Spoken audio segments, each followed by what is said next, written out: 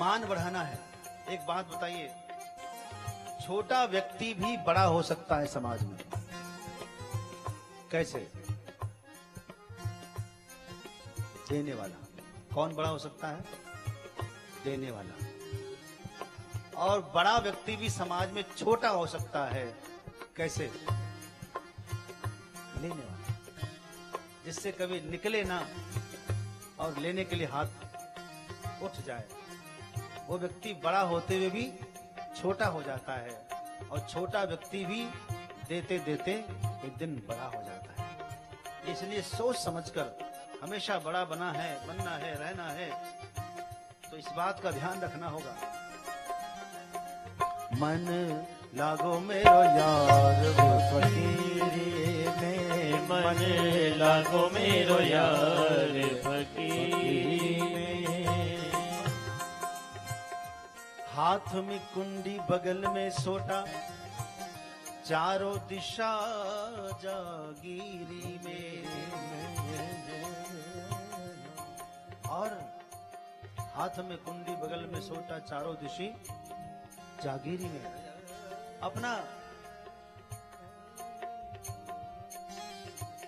कहीं भी विचरण करे, पूरा संसार उसका घर हो जाता है। उसके लिए कोई दरवाजा बंद नहीं होता। जिन्होंने भगवान को अपना बना लिया, पूरी संपदा उसी की हो जाती है। और एक महात्मा था, गंगा जी के किनारे लेटे हुए।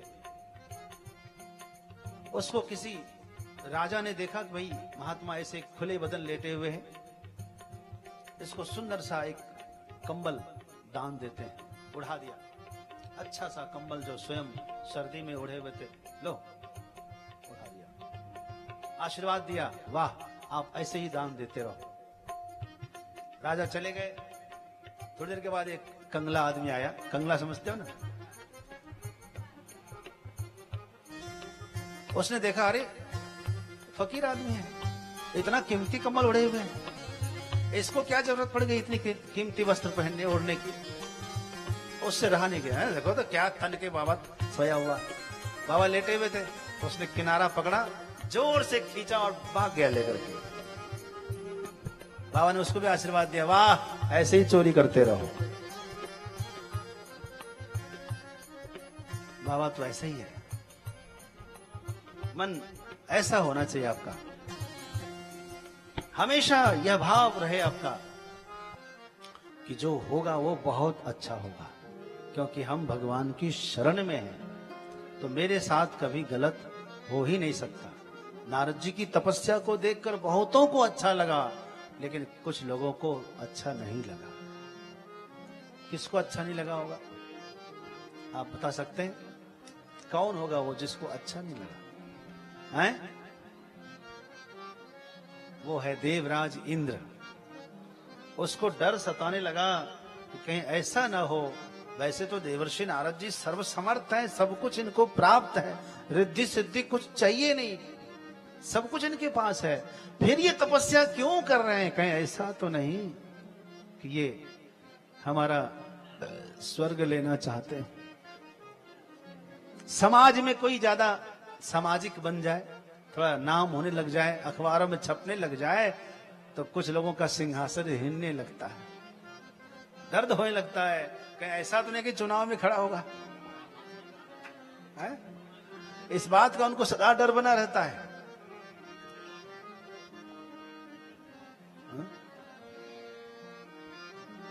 चिंता न करो, मैं नाम नहीं लूंगा।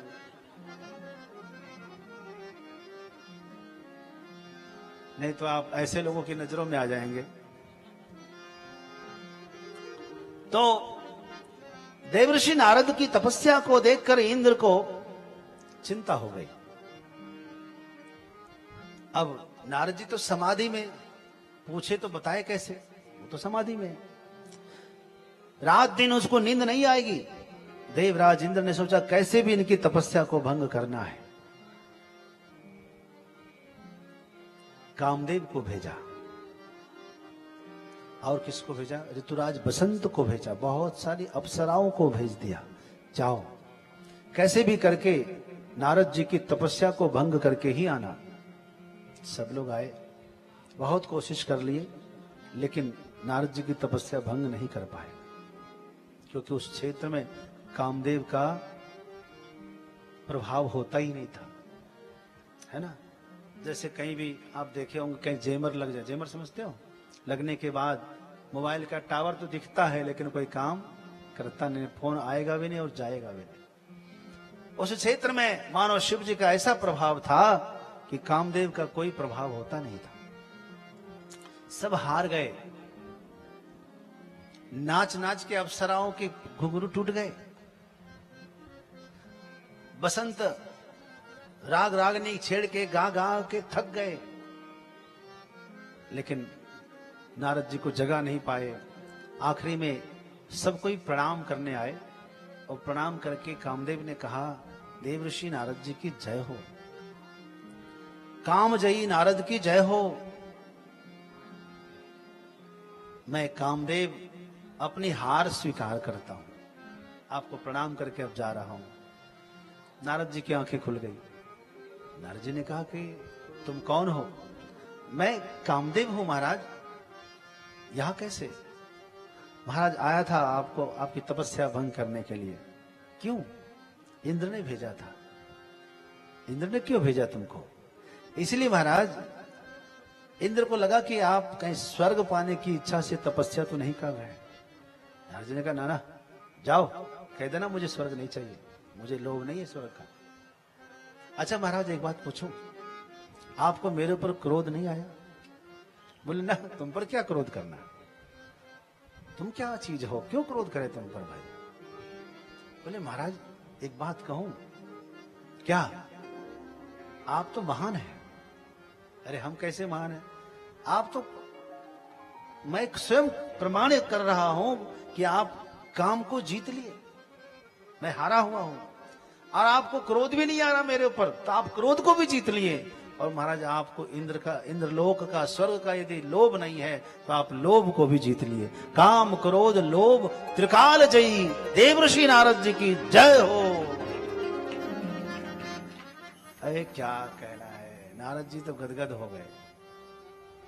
अच्छा जाओ, तुम जाओ, कह देना। कामदेव तो चले गए। नारद जी आए शंकर जी के पास। आपको बता दें कि शंकर जी नारद जी के गुरुदेव हैं।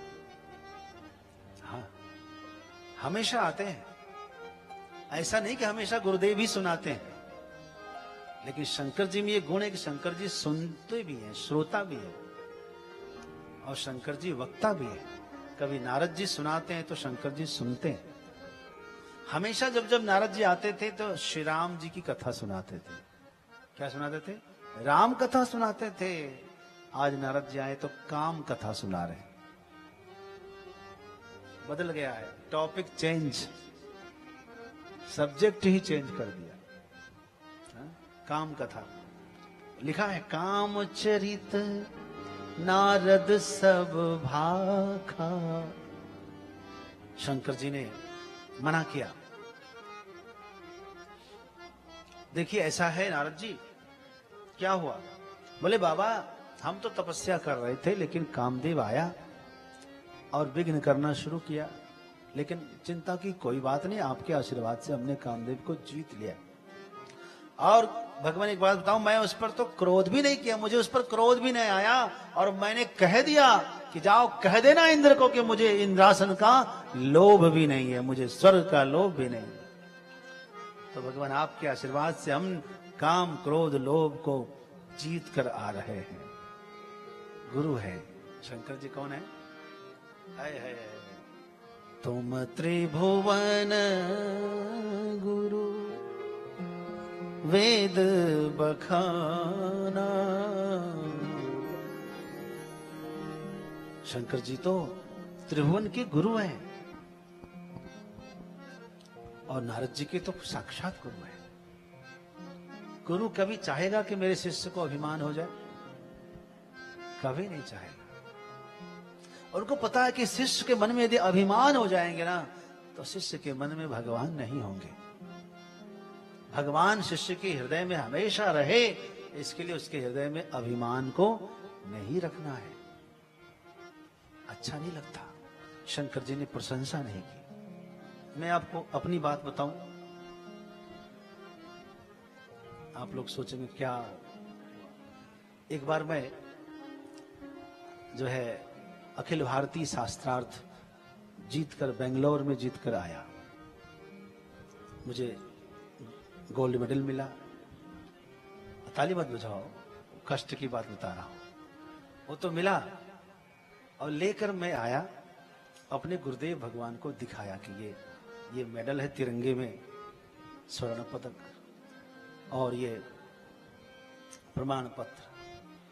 लेकिन गुरुदेव ने मेरी प्रशंसा नहीं की।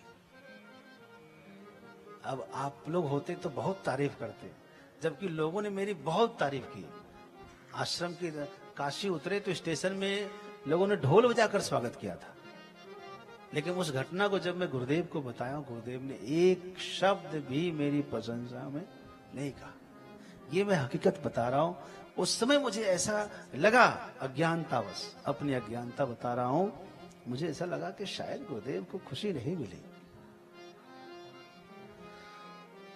मैं भी मायूस होकर के अपना काम में लगा।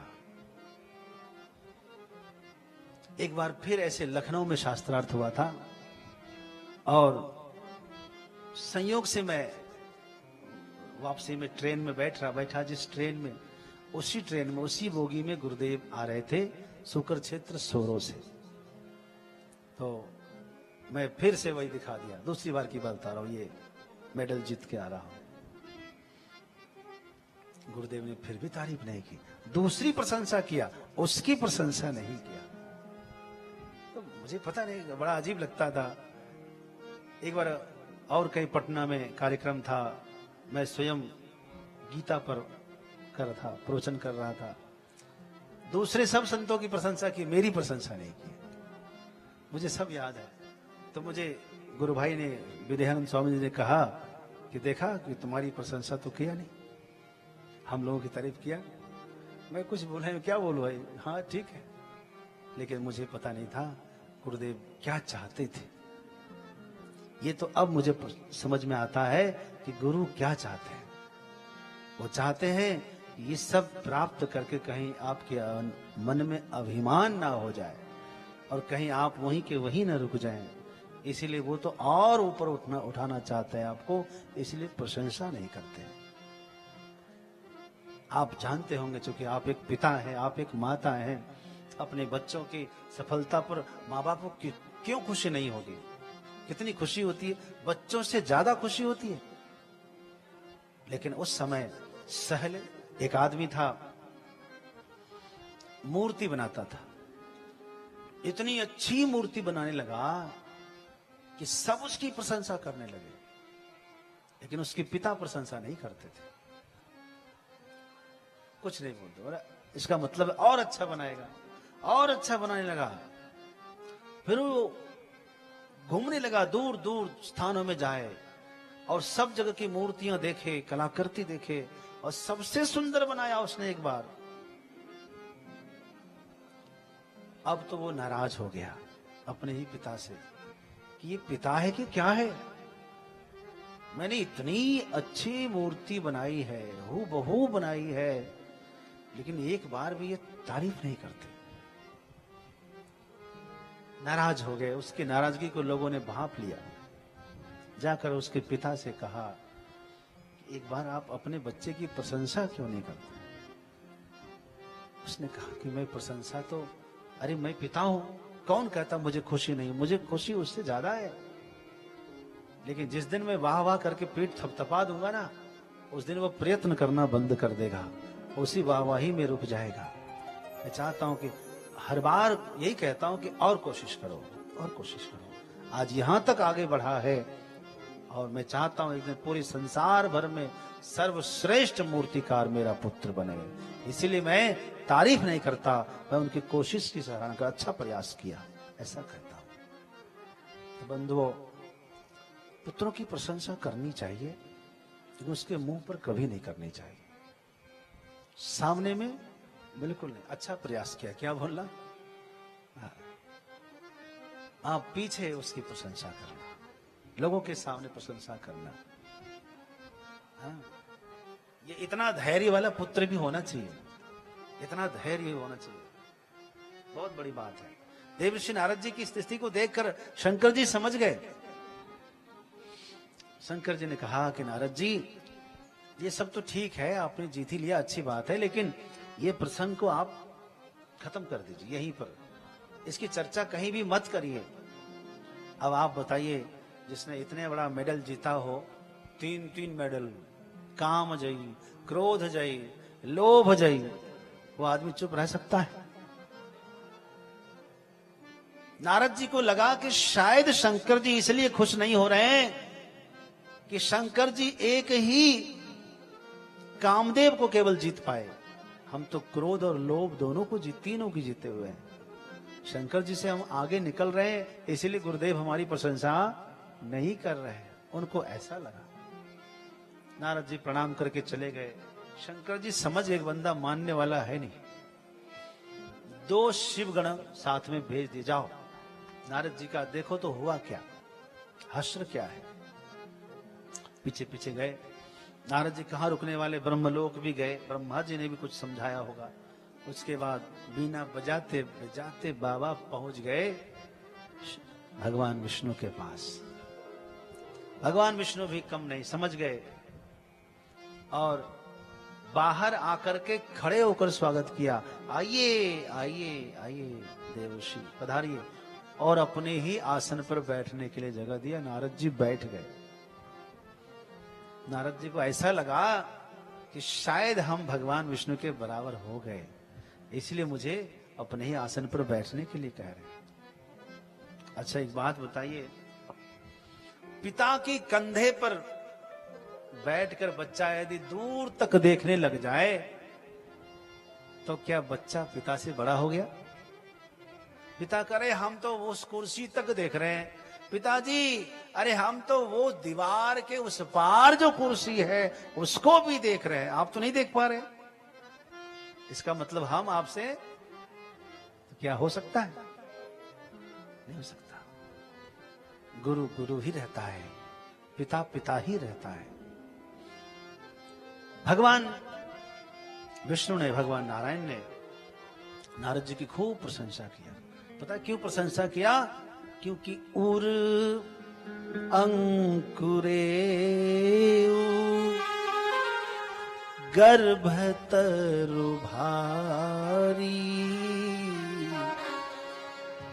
इनके हृदय में गर्भ रूपी वृक्ष ने अंकुर ले लिया है। अंकुर, और अंकुर को उखाड़ नहीं सकते आप, उसको बड़ा करना ही पड़ता है। तो भगवान ने खूब उस पर जल सिंचन कर दिया, छिड़काव कर दिया ताकि जल्दी बड़ा हो जाए, और खूब तारीफ पर तारीफ करके नारद जी को विदा कर दिया। नारद जी गए और रास्ते में एक श्रीनगर की रचना की। श्रीनगर आप देखेंगे, बद्रीनाथ से ऋषिकेश उतरेंगे ना तो रास्ते में एक श्रीनगर है। ये वो श्रीनगर नहीं है जो कश्मीर में है, ये यहाँ का श्रीनगर है। हाँ, जोशी मठ से भी नीचे पड़ता है श्रीनगर, बड़ा सुंदर है, इसकी रचना बड़ी सुंदर है। यहाँ के नर नारी बड़े सुंदर सुंदर। नारद जी ने देखा, वाह इतना सुंदर लोग यहाँ के, इतना सुंदर नगर, यहाँ के राजा कौन है? बोले यहाँ के राजा है शील निधि। किधर राजधानी? बोले यही पास में। नारद जी पहुंचे, राजा ने स्वागत किया नारद जी का और कुछ भोजन कराया, जलपान कराया और अपनी कन्या का हाथ दिखाया। नारद जी देखकर गदगद हुए। भाई उसकी कन्या के भाग्य में लिखा था, इसका जो पति है, इसका पति तीनों लोगों का स्वामी होगा, इसका पति कभी युद्ध में कोई हारने वाला नहीं होगा, अजर अमर होगा। तो नारद जी ने सोचा कि वैसे मैं काम क्रोध लोभ तीनों जीत कर शंकर जी से आगे तो हो गया हूं, परंतु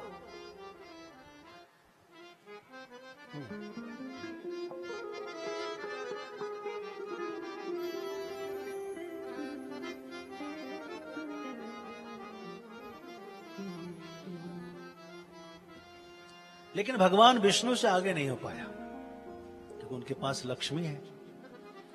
मेरे पास भी यदि ये लक्ष्मी मिल जाए, मुझे प्राप्त हो जाए, तो मेरा भी सब दुख दूर, क्योंकि मैं भी तीनों लोगों का स्वामी हो जाऊंगा, अजर अमर हो जाऊंगा, युद्ध में मुझे कोई जीत नहीं पाएगा। तो ये लक्ष्मी मुझे मिल जाए बस। फिर क्या था, आशीर्वाद दे दिया। कल कब है स्वयं, बोले कल ही स्वयंवर है। नारद जी सोचा कल ही स्वयंवर है, तो स्वयंवर में तो कन्या अपनी पसंद से चयन करती है, और मैं उतना सुंदर तो हूं नहीं, क्यों नहीं हम भगवान से उनकी सुंदरता मांग लेते हैं। भगवान के समान सुंदर तो कोई है नहीं संसार में। तो मन में यही हरिसन मांगो सुंदरताई। नारद जी सोचने लगे अब यहां से पैदल जाएंगे बद्रीनाथ तो 2-3 दिन जाने में लग जाएगा, फिर आने में लग जाएगा, कल ही स्वयंवर है, अब तो जा नहीं पाएंगे। यही से पुकारते हैं। नारद जी बैठ करके भगवान को पुकारे हैं। भगवान पधार गए। क्या बात है? कहा प्रभु सब कुछ तो ठीक है आपके आशीर्वाद से, किंतु एक कामना है। क्या नारद जी आपको भी कामना? बोले हाँ प्रभु, मैं विवाह करना चाहता हूं, और एक अच्छी सी कन्या हमने देख लिया है, यहाँ की इस नगर के शील निधि की राजकुमारी है, उससे आपकी आज्ञा हो तो। भगवान ने कहा हाँ हाँ क्यों नहीं। कहा प्रभु आप तो मेरा भला ही चाहेंगे, हमेशा चाहेंगे ही, पुत्र का भला हो हर पिता चाहता है, तो मेरी भलाई जिसमें होगी आप वही काम करें। बिल्कुल मैं वही करूंगा, आपकी भलाई जिसमें होगी। तो हाँ प्रभु, लेकिन प्रभु एक समस्या है। क्या? अपना